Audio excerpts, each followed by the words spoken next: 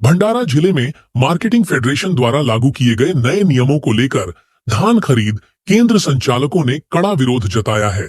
केंद्र संचालकों का कहना है कि जब तक ये नई शर्तें वापस नहीं ली जाती, तब तक वे सरकारी धान खरीदी शुरू नहीं करेंगे। इस आंदोलन का सबसे बड़ा फटका सीधे किसानों पर पड़ रहा है। कई किसानों ने धान की कटाई और मढ़ाई पूरी कर ली है और अब बिक्री के लिए केंद्रों पर पहुंच रहे हैं, लेकिन सरकारी धान खरीद केंद्र बंद होने से उनके सामने भारी संकट खड़ा हो गया है।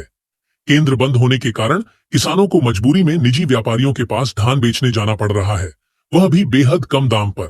इससे किसानों पर फिर एक बार आर्थिक तंगी का संकट गहरा गया है।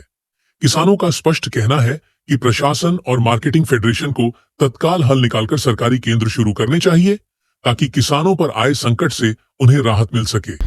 नुकताच शासनाने एक धान खरेदी केंद्र चालकांच्या बाबतीमध्ये आणि मार्केटिंग फेडरेशनच्या बाबतीमध्ये एक ज्याच्या अटी त्या ठिकाणी लावलेल्या आहेत, ज्याच्यामुळे थेट फटका हा आमच्यासारख्या शेतकऱ्यांना शासकीय धान खरेदी केंद्रावर आधारभूत किमतीमध्ये धान विकताना त्या ठिकाणी जाणवत आहे।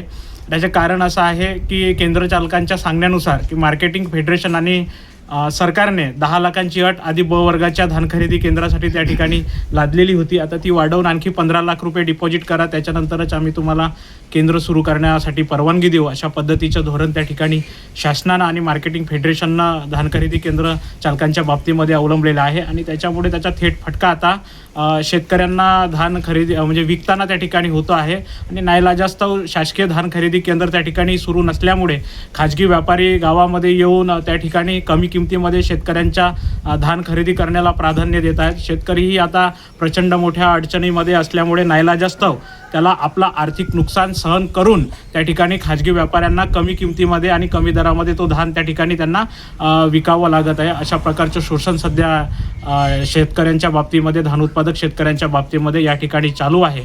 आता शासनाने आणि मार्केटिंग फेडरेशनने त्यांची काय अटी आहेत ते त्याच्यावर काय तोडगा निघतोय तो त्वरित काढावा, पण त्याच्यासाठी शेतकऱ्यांना वेठीस धरू नये अशी शेतकरी म्हणून माझी शासनाला मागणी आहे।